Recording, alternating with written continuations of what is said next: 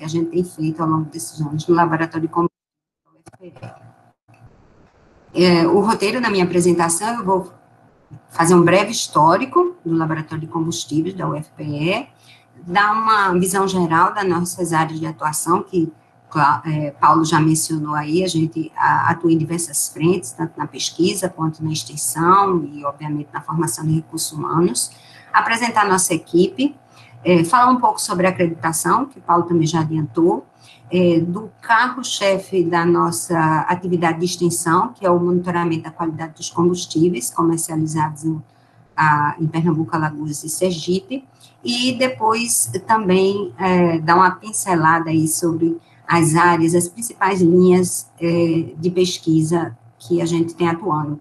Então, eu separei em duas linhas principais, que é a química analítica, quimiometria e processos e simulações. Fazendo um breve histórico, como tudo começou.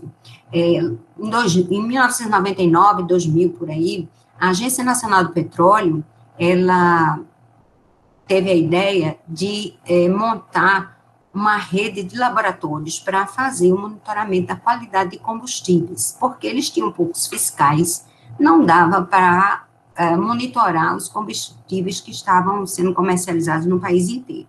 Então, a ideia da ANP foi fazer convênios com alguns laboratórios, em princípio, em instituições de pesquisa ou universidades, que pudessem fazer o que eles chamam de fiscalização inteligente. Ou seja, os laboratórios fariam a amostragem, depois eu vou detalhar isso, mandaria os resultados para a ANP, e a ANP, verificando algum problema, mandaria o fiscal.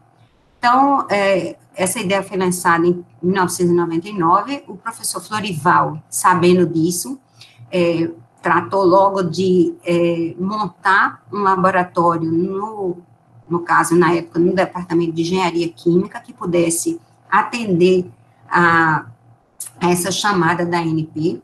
Ele também ele tinha uma série de conhecimentos na Universidade de Ceará, Rio Grande do Norte, na Bahia, e então ele organizou, junto com o pessoal dessas universidades, uma rede do Nordeste forte, e já em 99, 2000, já começou esses primeiros ensaios de qualidade de combustíveis sendo feitos aí na nossa universidade. Mas o laboratório, vou mostrar depois a imagem, era bem acanhadinho, pequenininho, só tinha umas coisas muito básicas, mas aí vieram aqueles editais CETEPETRO. E nós submetemos aqueles editais de redes, e nós submetemos um em 2000, aí já tinha se agregado o professor Luiz, Strajevich e eu, então, nós três lá na frente do laboratório, nós submetemos esse grande projeto, que foi em torno de $1 milhão na época, e fomos agraciados com esses recursos. Daí conseguimos não só comprar mais equipamentos, mas também montar um novo laboratório, uma nova estrutura bem moderna lá na Engenharia Química ainda. E foram saindo vários editais CETEPETRO, a rede também foi aumentando para outras universidades do Nordeste e do Norte. Nós fomos ganhando mais editais e melhorando cada vez mais o laboratório. Então, tá aqui imagens do nosso, deixa eu mudar aqui a ponteira, fica mais fácil. Do nosso laboratório original, bem pequenininho, acanhadinho, mas foi onde tudo começou. Finalmente, depois, conseguimos, em 2002, inaugurar um laboratório que, na época, a gente achava enorme, certo? Mas, com 5 anos depois, ele já estava pequeno, de tanta coisa que foi surgindo, também lá na Engenharia Química. Esses dois eram lá na Engenharia Química. Então, como eu disse, 5 anos depois, o laboratório já estava pequeno. E aí, nós submetemos, quer dizer, eu acho que foi submetido em 2007, esse projeto à Petrobras, foi da ordem de 10 milhões, na época, era um projeto conjunto do LAC e do LAGESE, que o objetivo era a implantação de uma infraestrutura para que abrigasse projetos multidisciplinares destinados para formação de recursos humanos, pesquisa e prestação de serviço em petróleo e combustíveis renováveis. A gente já tinha planta. O objetivo era construir um edifício de 2 andares, em torno de 3.400 metros quadrados, lá na engenharia química. A área prevista estava aqui, aquisição de um monte de equipamentos. Fomos contemplados com esses 10 milhões de reais, só que também na época a reitoria, outros grupos de pesquisa, eu acho que o grupo do próprio Paulo e outros na universidade também foram conseguindo recursos da Petrobras. Então, a reitoria, na época, resolveu dizer, olha, vamos juntar tudo e fazer uma única construção, um único prédio, que foi quando surgiu a ideia do LITPEG. Então, nós devolvemos parte desse dinheiro, de forma que fosse construído um novo projeto, aí entra toda a história do LITPEG, né, que agregasse os vários grupos dentro da universidade que atuavam na área de petróleo e combustíveis renováveis. Então, com isso, passamos a integrar o LITPEG, que, como vocês sabem, quem é do LITPEG, foi inaugurado em janeiro de 2019, muitos anos depois dessa primeira ideia, desse primeiro projeto de 2007. Nós, do Laboratório de Combustíveis, a ideia original era que ele fosse dividido nesses outros 4 laboratórios, mas no final ficou só mais no papel essa divisão. É um laboratório único, que continua sendo chamado de Laboratório de Combustíveis. A gente ocupa a parte do térreo, primeiro, e salas de professores e alunos no 2º andar. Temos em torno de 1.800 metros quadrados. Quem ainda não conhece lá as instalações do Laboratório de Combustíveis. Algumas imagens internas do laboratório. Aqui está até a nossa sala de simulação, tendo um treinamento como professor espanhol. E esse quadro já dá uma visão geral das nossas atividades, né, das nossas áreas de atuação. Temos uma atuação forte na parte de extensão, de prestação de serviços, como também de pesquisa, desenvolvimento e, obviamente, formação de recursos humanos. Na parte de pesquisa, ou de extensão e prestação de serviços, o carro-chefe é esse convênio que a gente tem com a Agência Nacional do Petróleo, onde a gente faz o monitoramento da qualidade dos combustíveis comercializados em Pernambuco, Alagoas e Sergipe. A gente também analisa amostras coletadas pelos fiscais da ANP, trazem para o nosso laboratório, e também contraprovas, que são amostras, quando o fiscal ele coleta uma amostra num posto, ele deixa uma contraprova com o dono do posto, e essas normalmente também são trazidas para o nosso laboratório. Atendemos também clientes diversos, postos e distribuidores, indústrias, órgãos públicos e pessoas físicas. E também, obviamente, outros laboratórios da UFPE e de outras instituições de ensino e pesquisa. Na parte de pesquisa e desenvolvimento, vocês verão, as linhas de pesquisa são bem diversificadas, e, obviamente, isso daí, tanto a prestação de serviço quanto a parte de pesquisa, nós estamos sempre com o cuidado de formar recursos humanos, né, estagiários, alunos de iniciação científica, mestrado, doutorado, trabalho de conclusão de curso. Eu vou depois dar os números a vocês. Aqui, a nossa equipe, nós temos o que a gente chama de professores coordenadores. A estrutura do LAC, como tem o sistema da qualidade implementado, como tem toda a parte de prestação de serviços, a gente tem uma estrutura que é um pouco diferente dos laboratórios que só faz pesquisa, né, do laboratório que só faz pesquisa. Então, a gente tem cargos, tem pessoal contratado pelo próprio laboratório, porque isso é necessário para atender aí os critérios de qualidade e da prestação de serviços. Então, a gente tem esses professores coordenadores, que hoje o coordenador geral é o professor Florival, e o vice-coordenador Luiz. Eu sou a coordenadora de pesquisa e desenvolvimento. Fernanda Honorato está como coordenadora de assuntos metrológicos, e o professor Leandro como coordenador de assuntos estratégicos. Essas coisas, elas são dinâmicas, certo? Luiz já foi coordenador, eu vice-coordenadora, Florival, coordenador de assuntos estratégicos, enfim, essas coisas são dinâmicas, mas sempre a gente procura ver o perfil de cada um de nós, né? Tem gente que tem mais jeito para gestão, tem gente que tem mais jeito para pesquisa, para prestação de serviço, etc., respeitando as características de cada um. Nós temos professores pesquisadores, que eles atuam em projetos específicos no laboratório, como o professor Diogo Simões, agora se integrando a professora Ana Paula Paim, Claudete Pereira, lá do DQF, o professor Diogo Simões atuando num projeto grande que a gente tem, que eu vou falar mais adiante, o Biovelho, a professora Ana Paula Paim e Claudete Pereira, nessa questão, vão atuar principalmente num projeto com essa questão do derramamento do óleo.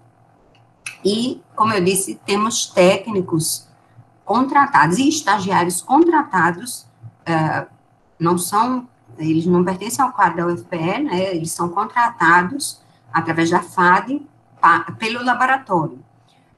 Então, tem João, que todo mundo, acho que circula aí, já conhece, João Rangel, nosso gerente técnico, Gisele, gerente comercial, temos os técnicos, Douglas, Cleciano e Janaílson. Não está na ordem, Douglas, Cleciano e Janaílson. O André que chama. E alguns estagiários, no momento, 4 estagiários. Como eu já adiantei, e Paulo também falou, nós temos um sistema de qualidade laboratorial implementado no laboratório. Nós temos acreditação junto à Inmetro, segundo a norma 17.025. O que é a acreditação? É o reconhecimento formal dado pelo Inmetro, que atesta a competência do laboratório para realizar os ensaios acreditados. Eu digo assim, eu falo, o laboratório é acreditado, mas não é nem correto, o ensaio é que é acreditado, né, porque, diferente da ISO 9000, que é mais voltada só para a parte de gestão, na 17.025 tem todos os critérios de gestão e critérios técnicos. Então, quando vem o avaliador do Inmetro, ele vai auditar, avaliar, ensaio por ensaio, que a gente solicitou a acreditação. Com esta acreditação, há um reconhecimento nacional e internacional da qualidade dos nossos serviços. Então, nossos laudos, certificados, etc., eles são reconhecidos internacionalmente, porque o Inmetro é reconhecido internacionalmente como órgão acreditador. É uma análise feita aqui, em princípio, é aceita no Japão, se alguém quiser exportar aquele combustível, por exemplo, certo? Nós recebemos a primeira acreditação em 2007. Quer dizer, o laboratório foi fundado em 2000. Na fundação do laboratório, a gente já tinha essa ideia de implementar o sistema da qualidade e acreditar o laboratório. Segundo a 17.025, foram 7 anos de trabalho e conseguimos essa acreditação em 2007. Muita gente, na época, questionava, será que vocês vão conseguir ter um laboratório acreditado, atendendo todos esses critérios, prestar serviços e ainda fazer pesquisa? Como é que vocês vão conseguir conciliar tudo isso? Não é fácil, mas conseguimos. Por muito tempo, era o único laboratório acreditado na UFPE, mas recentemente 2 laboratórios do DEM também obtiveram a acreditação. Um para calibração, que é da professora Helen, e outro para ensaios também. Em 2019, nós solicitamos suspensão da acreditação no Inmetro por conta da nossa mudança para o LITPEG, porque ia ter toda a mudança, readaptação nas novas instalações, embora menores, mas eram mudanças drásticas. Então, em 2019, pedimos a suspensão, em 2020, passamos, na verdade, quem ficou responsável por isso e à frente de tudo isso foi Fernanda Norato e João. Eles adaptaram, lógico, com a colaboração de todos do laboratório, mas aí eles adaptaram tudo que era necessário, e em 2021 fomos reavaliados e a nossa acreditação foi reativada. Então, estamos novamente acreditados no Inmetro para 11 ensaios, há um custo com essa acreditação alto, manter essa acreditação não é fácil. Então, são 11 ensaios de qualidade de combustíveis. É o único em Pernambuco a possuir habilitação nessa categoria. E da região Nordeste, temos apenas nós e a UFRN, que também é acreditado para ensaios de combustíveis. Então, falando mais especificamente das atividades de extensão, o carro-chefe é esse convênio que nós temos com a Agência Nacional do Petróleo para monitoramento da qualidade dos combustíveis, que o objetivo é o acompanhamento contínuo da qualidade, né, da gasolina, álcool e diesel que é comercializado aqui no estado e também em Alagoas e Sergipe. Então, a ideia, como eu já adiantei um pouco para vocês, é feita uma amostragem, tem um protocolo de amostragem, e as amostras são trazidas para o LAC, para o laboratório. Nós fazemos os ensaios, que eu vou falar mais um pouquinho sobre isso. Nós fazemos os ensaios recomendados pela ANP, soltamos o resultado para a ANP o mais rápido possível. A ANP, então, ela checa se está tendo algum problema de qualidade em algum posto, alguma região. Se houver, ela aciona a fiscalização, porque nós não temos poder de fiscal, né? A gente não vai multar nem fechar posto. A gente somente dá informação para a ANP, o que eles chamam de fiscalização inteligente. Então, a gente dá essa informação para a ANP, e a ANP, se necessário, manda o fiscal lá, e o fiscal coleta uma nova amostra, que chama amostra de fiscalização, deixa uma contraprova com o dono do posto. Normalmente, essas duas amostras são trazidas de novo para o LAC, já que é o único laboratório, senão teriam que levar para o FRN, né, porque é o laboratório que é reconhecido, que tem toda a competência para realizar esses ensaios. E aí nós trazemos o LAC, reanalisamos, etc. Todos esses resultados no monitoramento são divulgados pela ANP, está aí disponível, eu vou mostrar para vocês, nas páginas da ANP, todos esses resultados, as estatísticas que são feitas também. Os combustíveis usuais é a gasolina automotiva, a gasolina tipo A, tipo C, o álcool etílico anidro combustível, hidratado, o biodiesel e o biodiesel nas misturas com diesel mineral, que a gente chama BX. A gente faz os ensaios, avalia a conformidade desses produtos de acordo com as resoluções da ANP. Aqui tem um exemplo por exemplo, a gasolina automotiva. Então, a ANP, na página dela está disponível isso aí, todos os ensaios que são necessários, as normas que a gente deve seguir, as especificações. Tem os ensaios regulares e os complementares. Esses que estão marcados aqui são os regulares, que são os que a gente faz em todas as amostras que são coletadas. Ainda complementando aqui. Se eu estou dando um exemplo só da gasolina, mas tem o mesmo para diesel, o etanol, etc. Aqui já são dados que estão lá disponíveis na página da ANP para divulgação para a sociedade em geral. Então, esse daqui é a quantidade de combustíveis monitorados por laboratório. Vejam os diversos laboratórios que hoje têm convênio com a ANP, e aqui está destacada o nosso laboratório, a UFPE. Aqui, olha, vejam o período, 5 anos.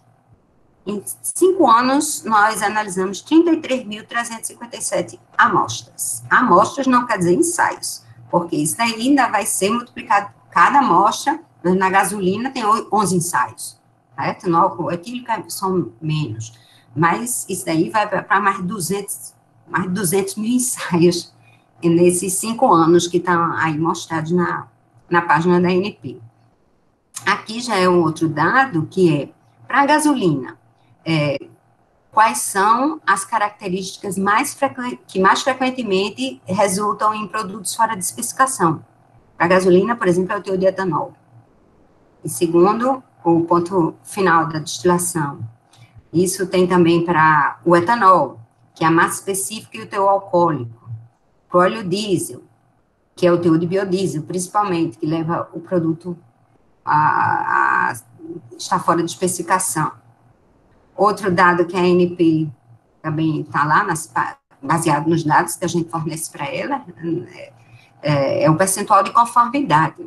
Quanto mais azul escuro aqui, maior o percentual de conformidade. Aí eu destaquei, por exemplo, Pernambuco.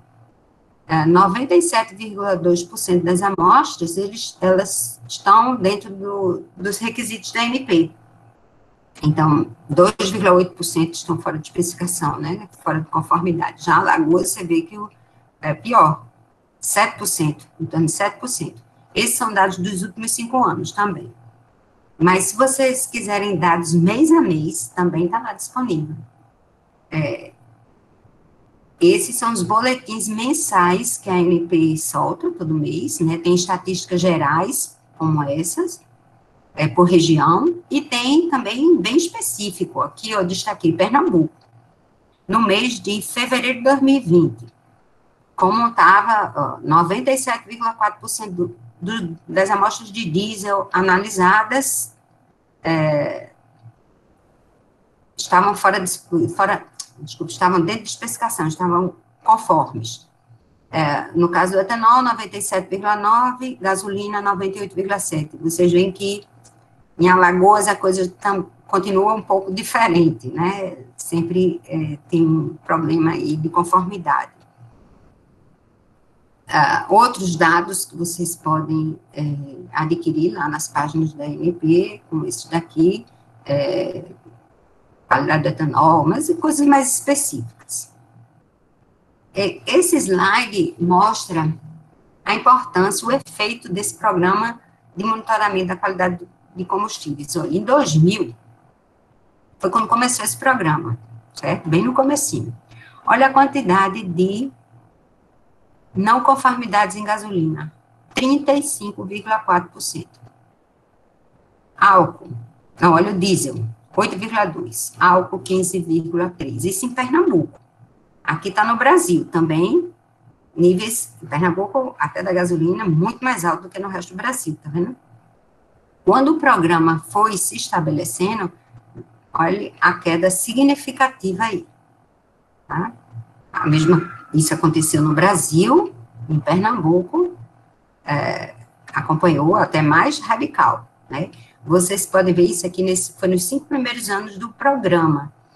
A gasolina aqui 2%, né? Passou a 2%, o óleo diesel 10%, o etanol 8,3%. Vocês veem que o nível atual é bem menor. Essa coisa foi caindo ao longo do tempo. Hoje a gente só tem, no total, em torno de 2% de produtos não conformes. Teve um ano que a ANP ficou sem recursos e o programa foi suspenso. Voltou praticamente esses índices iniciais. Rapidamente, perceberam que os combustíveis não estavam mais sendo monitorados e as adulterações, os produtos não conformes, surgiram rapidamente, voltaram a esses índices aqui. Felizmente, esse programa foi retomado e continua aí, espero que continue, né? Vamos ver. Fora esse trabalho, esse convênio que a gente tem com a ANP, são licitações que periodicamente a ANP faz. Nessas licitações a gente concorre com outros laboratórios. Nessas licitações entram não só as questões de preço, mas também tem alguns requisitos técnicos. Um deles é estar acreditado pela 17.025, ganha pontos, ou não sei se nessa última foi assim, mas em muito tempo eles também avaliavam as atividades de pesquisa que você fazia. Então, praticamente, só universidades ou instituições de pesquisa conseguem ganhar a licitação, que é muito certo, porque tem que ser órgãos que sejam totalmente isentos, né? Que é uma característica da universidade e instituições de pesquisa. Mas a gente faz prestação de serviços, trabalhos para órgãos públicos, estaduais e federais, como eu já ressaltei, então, Polícia Federal, Civil, PROCON, Secretaria da Fazenda. A gente também dá suporte a vários outros laboratórios na UFPE e em outras instituições de pesquisa. Aqui são dados que a gente levantou dos últimos 5 anos. Por exemplo, 5.500 amostras foram analisadas dentro do laboratório para outros grupos de pesquisa, outras instituições, muitas vezes até sem custo nenhum, só para a gente dar o suporte para incentivar as pesquisas nessa área, né? E também serviço para diversas empresas. Aqui tem um quadro só geral, acho que dos últimos 2 anos, os vários laboratórios da UFPE e empresas que a gente pôde atender, fazendo diversos ensaios. Então, tem essa vertente também. Agora, falando um pouco mais da parte de pesquisa e desenvolvimento. Nós temos, ao longo desses 21 anos de atuação, né, já mais de 30 grandes projetos de pesquisa foram financiados aí por diferentes órgãos de fomento no país e do Estado. Eu vou destacar um ou outro aqui que ainda está em atividade no laboratório. E vou separar duas linhas, tá? Eu vou separar a linha de química analítica e quimiometria e a linha de processo de simulação. Na química analítica e quimiometria, estamos à frente, eu e Fernando Norato, e como eu disse, mais recentemente se agregou Paula e Claudete lá do DQF. Isso não quer dizer que Luiz, Leandro, Florival não participam, muitos trabalhos a gente faz conjunto, mas nós aqui, pela nossa formação, lideramos essa linha de pesquisa. Eu queria primeiro que essa apresentação eu pudesse falar um pouco dessa linha e Leandro ia falar da outra linha, que falaria com muito mais propriedade, que é a que ele participa, mas terminou ele tendo um compromisso pessoal e não podendo fazer isso, eu vou falar das duas, certo? Então, nós temos dois grandes projetos, temos projetos menores, universal, etc., mas temos dois grandes projetos dentro dessa linha de quimiometria e química analítica. Quimiometria, para quem não conhece o termo, é a área da química que trata de métodos matemáticos e estatísticos para a resolução de problemas na área de química e muito fortemente na área de química analítica. Então, nós participamos do Instituto Nacional de Ciências e Tecnologias Analíticas Avançadas desde a fundação em 2010. Esse projeto, ele tem sede na Unicamp, a coordenação geral do professor Célio Pasquini. Envolve mais de 50 pesquisadores no país. O projeto continua em vigência, porque foi aprovado aí na fase 2.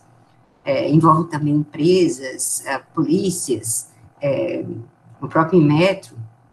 E a ideia desse projeto é atuar em demandas, ou seja, em problemas que a indústria, a área forense, ambiental traz, e nós, químicos analíticos, dependendo do temática e da competência, obviamente, procuramos atuar e resolver. E temos esse nosso Núcleo de Química Analítica Avançada de Pernambuco, no CAP, que foi criado também em 2010, ele foi criado justamente por conta de uma chamada da FACEP de apoio a núcleos emergentes, PRONEM, e nós submetemos a proposta, praticamente todos os químicos analíticos do estado, e alguns da Paraíba, e ainda de outras instituições, nós nos agregamos e constituímos esse núcleo, e submetemos e fomos contemplados com esse auxílio da FACEP, e depois esse núcleo se consolidou, nós concorremos a um outro edital da FACEP, que é o Pronex, Núcleos de Excelência, e também conseguimos, então esse projeto ainda está em evidência, ele agrega 9 instituições, aqui a UFPE, a Rural, o Departamento de Polícia Federal, LAFEP, IFPE, Embrapa Semiárido, tem pesquisador da Unicamp, da UEPB e da UFPB. E hoje, nós estamos eu até passei para a Paula essa informação, depois vou passar para a Fabrício para divulgar na lista do Litpeg, nós estamos lançando nosso projeto de divulgação científica nas mídias, que hoje em dia, cada vez mais importante a gente atuar nessa área de divulgação científica, né, com toda esse movimento de negação à ciência e ataques às universidades, né, então é importante a gente mostrar o que a gente está fazendo em uma linguagem acessível para a sociedade. Então, essa é a nossa ideia. Então, a gente tem um perfil no Instagram, que vocês sigam, compartilhem, curtam. Se quiserem, aí tem o QR Code, que já leva direto ao nosso perfil. E também começamos no Instagram e no Facebook, né? Depois a gente vai tentar estender para outras mídias. Quem está responsável, principalmente aqui na UFPE por esse projeto, é a professora Fernanda Norato e a professora Claudete. Dentro do NUCAP, desse Núcleo de Química Analítica Avançada de Pernambuco, a gente tem várias aplicações que a gente dá prioridade. A química analítica de processos, em uma delas está a produção de qualidade de combustíveis e produção de biocombustíveis, eu vou falar um pouquinho mais. A química analítica forense, que a gente tem atuado bastante nessa área de documentoscopia, resíduos em cenas de crimes, resíduos de tiros, também vou dar alguns exemplos. A química analítica ambiental, que no LITPEG a gente vai atuar um pouco mais, Fernanda, Claudete e Paula, nessa parte do derramamento do óleo, mas o pessoal trabalha muito com contaminantes emergentes lá na engenharia química, a professora Marta, a professora Daniela, e controle de qualidade de alimentos também, certo? Isso aí, a professora Fernanda Honorato, eu também tenho feito alguma coisa, a professora Ana Paula Paim, aqui da UFederal, tem trabalhado muito nesse sentido. Colaborações internacionais a gente tem inúmeras, destaco aqui a do professor José Manuel Amigo, que ele era da Universidade de Copenhague, e hoje é da Universidade do País Basco. Ele foi professor visitante no nosso laboratório, e está sempre voltando aqui, ministrando curso, já deu curso no LITPEG, como eu mostrei aquela foto. Enfim, a gente tem atuado assim, tem se procurado também se consolidar internacionalmente. Praticamente, no LITPEG, a gente tem, dentro do laboratório de combustíveis, a gente tem focado muito no desenvolvimento de métodos analíticos usando a espectroscopia na região do infravermelho, próximo e médio, e espectroscopia Raman.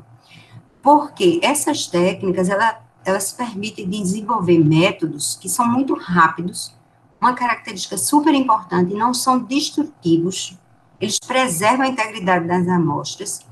Tem equipamentos portáteis como esse é um equipamento que a gente tem lá no laboratório e utiliza muito, é um equipamento que atua na faixa do infravermelho próximo, e super portátil, relativamente barato. Então, você pode levar o equipamento para análise in situ. Permitem também construir equipamentos e utilizar imagens hiperespectrais, vou falar um pouquinho mais sobre isso, então, imagens no infravermelho, e também permitem utilizar sondas para monitoramento inline, ou até equipamentos portáteis para monitoramento online. Aqui nós temos esse laboratório, esse é um equipamento que nós temos no laboratório, esse também, que é um Raman. Esse já é um Raman da Polícia Civil que faz imagem, mas a gente tem uma colaboração grande com o Instituto de Criminalística. Aqui também um outro equipamento de infravermelho lá, que está disponível, tá no nosso laboratório lá. E esse aqui é uma câmera de imagem que nós não temos aqui na UFPE, mas o pessoal da Unicamp tem, da Embrapa tem, e eles participam daquele projeto no CTA, e a gente pode utilizar esse equipamento sempre que possível. Então, essa questão da imagem é uma linha relativamente nova, e que a gente tem procurado atuar, todo mundo conhece imagem RGB. A questão das imagens hiperespectrais é porque em cada pixel você tem um espectro de infravermelho, e o espectro de infravermelho, o Raman, ele traz informação sobre a composição da amostra. Então, a cada pixel, se você fizer o tratamento de dados adequado, você tem informação sobre a composição da amostra. Então, o que a gente tem é esse cubo aqui, onde vocês têm as coordenadas x e y, que são as coordenadas espaciais, e essa outra coordenada traz o espectro, e o espectro traz informação sobre a composição da amostra. Você desdobra esse cubo e utiliza as técnicas quimiométricas usuais, técnicas de tratamento de dados usuais, aí, técnicas multivariadas, para extrair essa informação que estava lá nos espectros para informação química, por exemplo, assim que a gente diz, por exemplo, composição, ou uma outra característica que a gente acha interessante avaliar. Então, aqui é só mais detalhe daqueles dois equipamentos. E as técnicas quimiométricas são infinidade. As técnicas quimiométricas hoje está muito em moda, né, que essas que aprendizagem de máquinas, engloba técnicas de aprendizagem de máquinas que hoje se fala tanto, né, ou métodos orientados a dados, são nomes novos para as nossas velhas técnicas quimiométricas, certo? Mas elas englobam técnicas de pré-processamento, de espectros, de conjunto de dados de uma forma geral, de reconhecimento de padrões não supervisionados, supervisionados, técnicas de resolução de curvas, de regressão para fazer calibrações.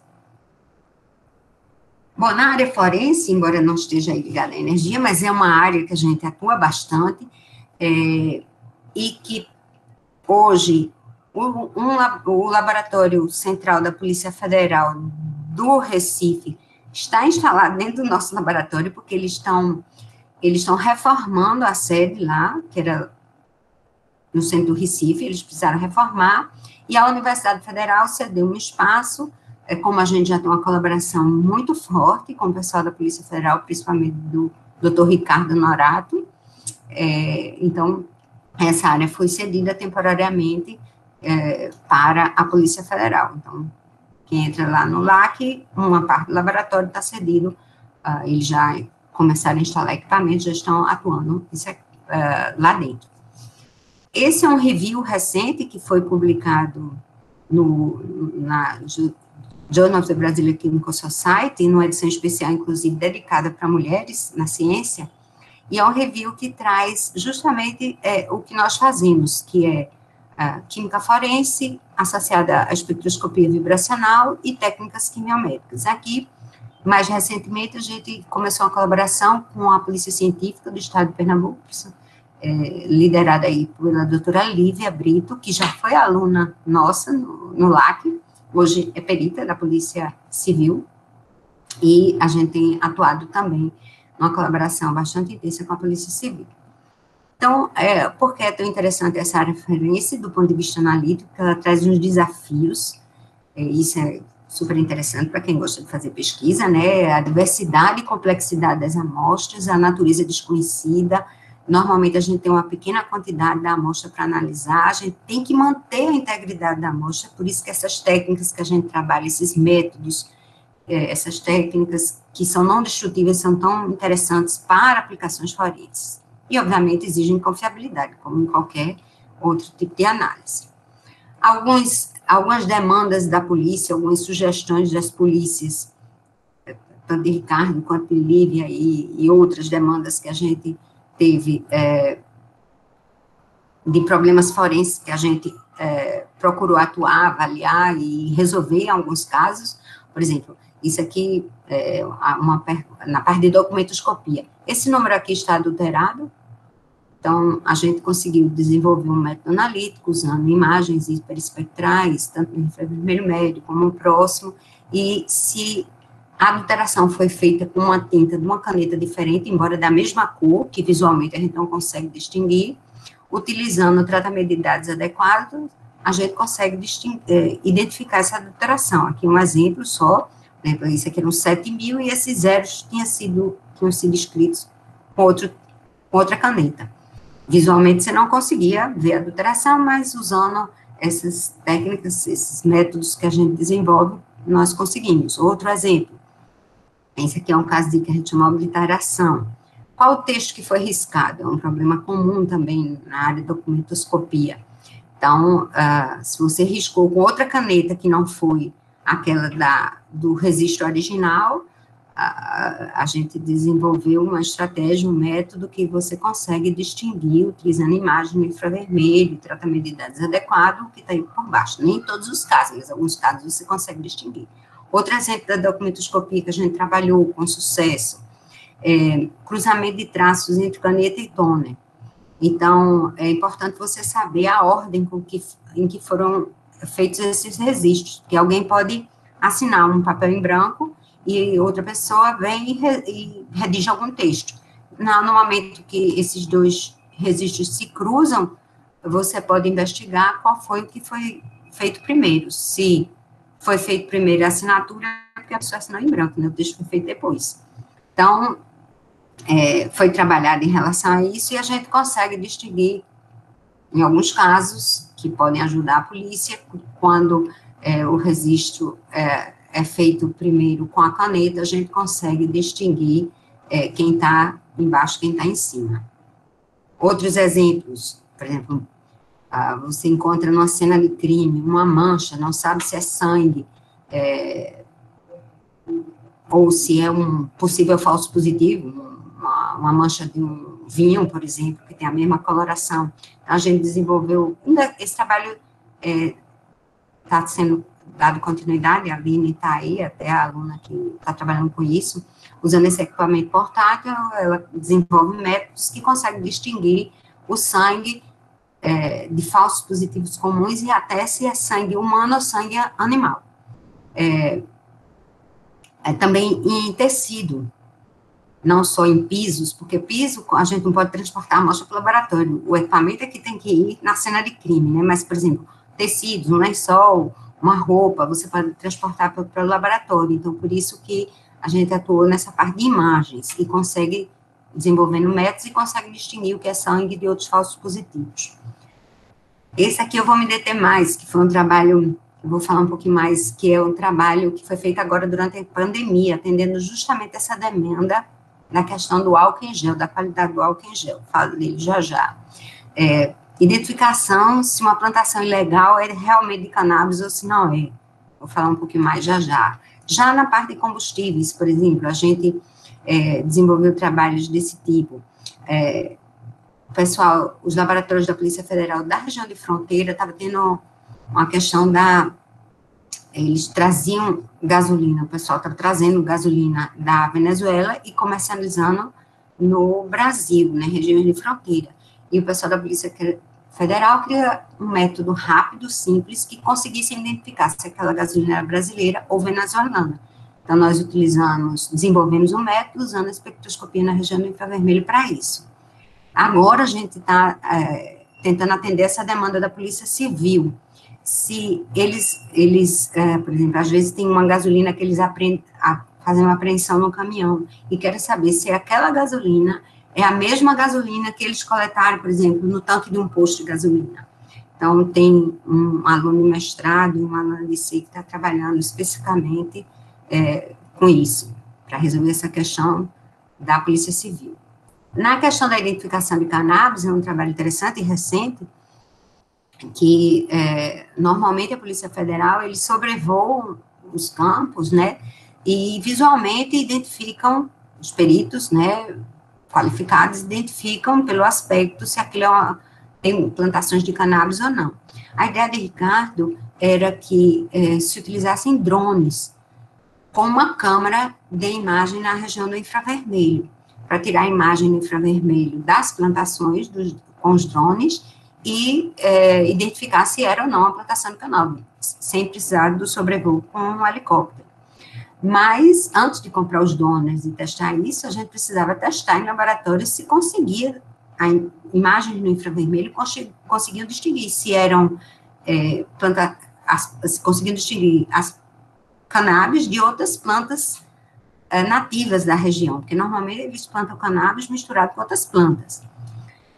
Então, a gente, Ricardo e um aluno na época de doutorado, foi lá, fez a coleta dessas amostras de cannabis, numa ação da Polícia Federal, de várias amostras de cannabis e de outras plantas, montaram, vamos dizer, como se fosse uma vista aérea de plantações misturadas, está aqui, e obtiveram essas imagens com a câmera de laboratório para testar.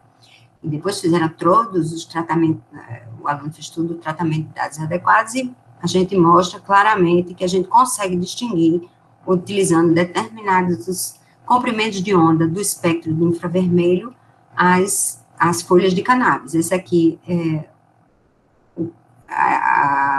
a verdade, né, e esse daqui é o que a gente consegue identificar usando essas técnicas, que tem uma correspondência muito grande. Agora, a Polícia Federal, essa informação está lá, a Polícia Federal está mais segura para comprar os drones. E o trabalho do álcool em gel, que foi desenvolvido na pandemia, inclusive quando estava tudo fechado, foi junto com Lívia e Fernando. Fernando é um aluno do mestrado lá do IQF, que é orientado por mim e por Lívia.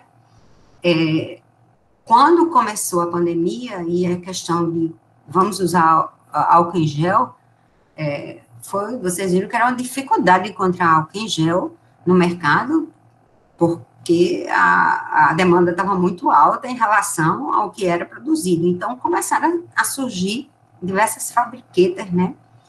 E denúncias de que o que estava se comercializando não estava dentro de especificação suficiente, não tinha o teor de álcool suficiente para nos proteger.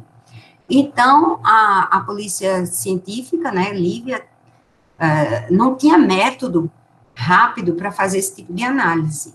Tem método tranquilo para fazer etanol líquido, mas o álcool em gel não tinha. Os métodos que tinham eram complicadíssimos, até complicadíssimos e demorados, e que a gente queria um método rápido. Então, a gente se mobilizou para desenvolver esse método, usando um equipamento de bancada no infravermelho médio, porque eles têm na Polícia Civil, tem nas polícias federais, todo laboratório de polícia tem. E também usando esse equipamento portátil que a gente tem. E aí, rapidamente desenvolvemos, foi um trabalho, assim, intenso, acho que uns 2 meses de trabalho, com a colaboração do pessoal da farmácia, também da professora Leila, da farmácia escola, e nós conseguimos desenvolver esse método, e aí a Polícia Civil, a Polícia Científica começou a fazer as análises das amostras, inúmeras apreensões, e, olha, era tanto álcool fora de especificação. No começo, eu me lembro que eles fizeram uma amostragem de 35 amostras, só 7 estavam dentro da especificação, inclusive uma que eu estava usando, que a gente analisou, não estava dentro da especificação, nenhuma que a mãe de Lívia estava usando. O estado de Pernambuco tinha comprado um lote enorme de álcool em gel, e aí a polícia já estava com o método desenvolvido, né, eles analisaram lá, e estava fora de especificação. Então, foi devolvido o lote, cancelada ali aquela compra e comprado em outro, porque se não tivesse esse método desenvolvido a tempo, ia ser comprado milhões e não ia proteger as pessoas. Isso ali era álcool em gel usado em hospitais que estavam fora de especificação, porque o pessoal começou a produzir sem ter o know-how. Mais recentemente, né, a gente levantou outros dados que já a coisa melhorou, né, com a fiscalização, com uma autuação grande, 62 amostras comerciais, 26% estavam só acima de 70%, mas pelo menos 85% estava acima de 60%, que já dá uma certa proteção, ideal que esteja acima de 65%. Né? A Anvisa diz que é acima de 70%. E a gente também analisou a estabilidade. Realmente, essas amostras, quando bem produzidas, elas são estáveis por 100 dias. Então, acho que é uma contribuição que a gente pode dar a essa questão da pandemia, né? Que com isso, com esse método desenvolvido, a gente rapidamente publicou para que todo mundo tivesse acesso, tanto que foi na forma de comunicação, né, que há uma agilização do processo, e hoje muita gente, muitos laboratórios aí já estão usando no Brasil inteiro. Aqui, com certeza, no estado, a polícia científica só utiliza esse método. A gente também trabalha, como eu falei, na área de alimentos, Fernanda Norato, mais do que eu, e algumas dessas respostas aí, se a manga está doce, se o amadurecimento está adequado, conteúdo de vitamina C em acerolis, foram trabalhos realizados junto com a Embrapa, todas essas perguntas podem ser respondidas com métodos que a gente desenvolveu sem destruir o alimento. Agora, mais voltado para processos químicos, monitoramento, que a gente chama essa linha de tecnologias analíticas de processo, juntando dados de analisadores de processo ou medidas obtidas em tempo real e também na quimiometria. Por exemplo, um trabalho para monitoramento inline da transesterificação para a produção de biodiesel, inclusive dos produtos intermediários. Então, tinha aqui esse reator e essa sonda de infravermelho, e a gente provou, fazendo os modelos de calibração adequada, que a gente pode monitorar não só o produto final, que é o éster, mas também os produtos intermediários. Aqui, a gente tem um superfície cinético, justamente já utilizando essa metodologia desenvolvida. Também para processos contínuos, uma destilação reativa. Nesse caso, a gente utilizou um equipamento desse portátil, acoplado aqui online. Esse é um trabalho mais recente, publicado em 2019. E também utilizando essas medidas de infravermelho inline, também desenvolvimento de cartas de controle estatístico multivariado de processos. Então, você consegue dizer que bateladas estavam fora de especificação, dentro de especificação, como foi o comportamento de cada batelada, monitorando os espectros de infravermelho que traduzem a composição da amostra. Esse é um trabalho bem interessante, feito na Braskem, também com essa questão já de combustíveis, foi desenvolvido um simulador para gasolina, para formulação de gasolina automotiva. Como é que a Braskem faz a gasolina dela? Ela tem 4 correntes petroquímicas que são armazenadas aí em tanques, e ela mistura essas correntes numa proporção adequada para dar uma gasolina dentro de especificação. O problema é saber quanto é que deve misturar cada uma dessas correntes. Então, eles fazem ensaios em laboratórios, enfim. Tinham lá um protocolo bem mais complicado, e a nossa proposta, o que foi desenvolvido, quem está aí nos assistindo, quem foi desenvolvido foi Ney, que desenvolveu esse trabalho. Hoje ele foi aluno do LAC, hoje está lá na Universidade Federal do Pará. Então, a ideia era construir um simulador que, baseado apenas nos espectros de infravermelho de cada tanque, que pode ser obtidos rapidamente, conseguem formular uma gasolina, ou seja, consegue dizer qual a composição adequada para que a gasolina esteja dentro de conformidade, avaliando também tudo, está embutido no simulador, principalmente os parâmetros de índice de octanagem. A gente testou, inclusive, o equipamento portátil, além do de bancada, que é o que eles têm lá na Braskem. Então, esse simulador, obviamente, foi validado com dados reais de processo lá, e esse trabalho, como eu disse, foi feito em colaboração com a Braskem, e eles podem a qualquer hora implementar esse simulador, não sei se já implementaram, nem pode até dizer depois. Na área de processo de simulação, quem lidera é o professor Luiz, professor Leandro, professor Florival, e o Diogo também tem participado de alguns projetos em relação a isso. Como eu disse, a gente também participa, mas de uma forma mais discreta. Quem lidera são esses professores. Obviamente, tem outras colaborações também.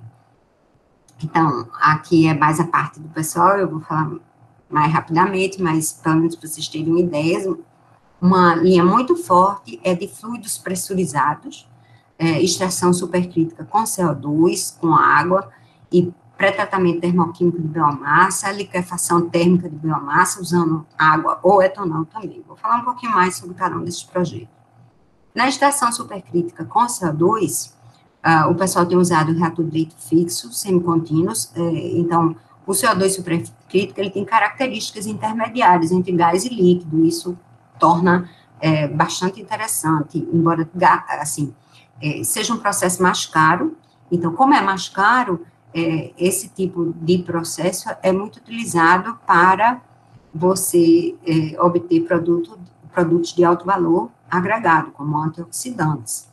Então, o CO2 também, dependendo das condições de temperatura e pressão, você pode promover seletividade ao CO2. Também tem a facilidade que depois o solvente é completamente separado, simplesmente através da despressurização. Então, esses foram algumas matrizes que o pessoal já trabalhou para a extração de antioxidantes. Também trabalham com água pressurizada, também no reator leito fixo, semicontínuo, e nesse caso eles utilizam rejeitos da agroindústria, folhas, cascas, sementes. Aqui tem alguns exemplos que eles já trabalharam. Essa estratégia é útil, né, nessa vertente de biorrefinarias, porque você reaproveita os resíduos sólidos. Eles visam principalmente a extração de compostos fenólicos. As temperaturas e pressões são mais ou menos essa que eles têm trabalhado. O pré-tratamento termoquímico da biomassa, então, é a obtenção de açúcares fermentescíveis para a produção de etanol de segunda geração, um reator líquido fixo, é um projeto, também um processo semi-contínuo. As temperaturas e pressões que eles têm trabalhado são essas, e as biomassas, bagaço e palha de cana-de-açúcar. Aí tem esse grande projeto que o laboratório está envolvido, que é o projeto BioValue, Bicool, que está dentro daquela proposta do H2020. Nós tivemos uma grande reunião, inclusive, no LITPEG, antes da pandemia, né, em 2019, é uma parceria da União Europeia com o Brasil, então foi uma grande reunião com os parceiros europeus e também com os brasileiros. Eu não sei se, acho que o pessoal se lembra, foi um dia até que faltou ar-condicionado, foi um caos, a gente teve que se mudar lá para o CERMA, mas, enfim, foi feita uma grande reunião aí com relação a esse projeto. Então, os solventes que estão sendo estudados, tanto a água quanto o etanol, temos alguns bolsistas aí trabalhando especificamente, e aí a proposta é liquefação de rejeitos industriais para fornecer bioóleo. Então, esse daqui é um reator que a gente tem trabalhado, que foi gentilmente cedido pelo professor José Geraldo para esse projeto. Essas são mais ou menos as condições de trabalho, e nós vamos tentar otimizar essa produção de bioóleo, alterando, aí eu entro nessa parte de planejamento de experimentos, alterando os solventes, as temperaturas, as razões de biomassa solvente, o tipo de catalisador, e vão ser estudadas 7 biomassas, por enquanto estão aí no bagaço de campo, que é só uma representação do processo. A gente também, por exemplo, da parte analítica, isso aqui é só a produção no reator, depois tem que ter toda a extração, que vai resultar no biochar e no bioóleo, e o bioóleo vai ter que ser analisado, então a gente também, nós já, que atuamos em química analítica, estamos contribuindo nessa parte de caracterização do bioóleo, com um aluno mais voltado para essa área analítica também. Como eu disse, há sempre uma colaboração entre todos nós, né? O pessoal tem trabalhado muito também com simulações, envolvendo o software Aspen Plus. Alain, eu vi que está aí presente, que hoje é bolsista do PRH, que atuou bastante nessa área, tem aqui os exemplos dos trabalhos que ele desenvolveu na produção de biodiesel, e alguns focados aí, usando matérias-primas que tinham acidez alta. Então, foi uma colaboração, alguns em colaboração com um grupo canadense, e alguns trabalhos também em andamento. Tem simulações dentro daquele projeto BioValue, para valorização de correntes líquidas com elevada carga orgânica, no contexto de uma biorefinaria. Outro que está iniciando modelagem e simulação do sequestro de carbono em uma biorefinaria de cana-de-açúcar, e simulação e otimização de processos de separação utilizando líquidos iônicos como solventes. A gente já desenvolveu alguma coisa para etanol, em substituição, líquidos iônicos, tudo simulação, né, e otimização, em substituição dos solventes convencionais, que são tóxicos. Bom, para finalizar, alguns números. Isso aqui, a gente tinha os dados bem exatos até 2018, para essa apresentação eu tentei coletar de 2018 para cá, mas vejam a quantidade de estágios, alunos de iniciação científica, mestrado e doutorado. Em torno de quase 400 pessoas já passaram pelo nosso laboratório nessa questão de recursos humanos. Eu nem estou mencionando aqui os trabalhos de conclusão de curso, que foram mais uns outros tantos, né? Só esses mais específicos. Publicações, a gente tem em torno de 120 publicações, patentes 2, a parte de prestação de serviços, nos últimos 5 anos, como eu já mostrei para vocês alguns dados, em torno de 39 mil amostras foram analisadas, 200 mil ensaios analisados. Então, por esses dados aqui, por tudo que eu mostrei, e como Paula adiantou no começo, a gente tem procurado atuar igualmente nesses três pilares, né, da universidade, formação de recursos humanos, obviamente, no ensino, de graduação, pós-graduação, pesquisa, inovação e extensão. Então, era isso que eu queria apresentar para vocês hoje, os agradecimentos aos inúmeros colaboradores que a gente tem no Brasil e no exterior, não podia nem citar nominalmente, no LITPEG, particularmente, ao Laboratório de Petroquímica, ao Laboratório de Refino e Tecnologias Limpas, a gente tem um trabalho, a gente tem bastante colaboração com a professora Ieda, Glória, o professor Zé Geraldo, nossos agradecimentos a todos os órgãos de fomento e empresas com quem a gente tem colaborado. Aqui nessa imagem é agradecimento ao principal, nossos alunos, né, que não estão todos, mas tem algumas carinhas aqui, algumas carinhas que já passaram, que eram alunos, né, e hoje já estão aí à frente das pesquisas, até aqui ele é da NP, ou enfim, se eu for citar, está aí distribuído no Brasil e no mundo, e nosso grupo atual. Essa foto foi a última aglomeração que a gente pôde fazer, foi lá na nossa confraternização de 2019, já no LITPEG, né, esse aí é o grupinho de alunos que está atualmente trabalhando no LITPEG, alguns poucos estão indo lá, muitos estão trabalhando remotamente. É isso aí, gente, então era isso que eu tinha para apresentar, espero que tenha dado uma ideia aí geral, rápida, não tão rápida, talvez, do que a gente vem fazendo aí no LAC.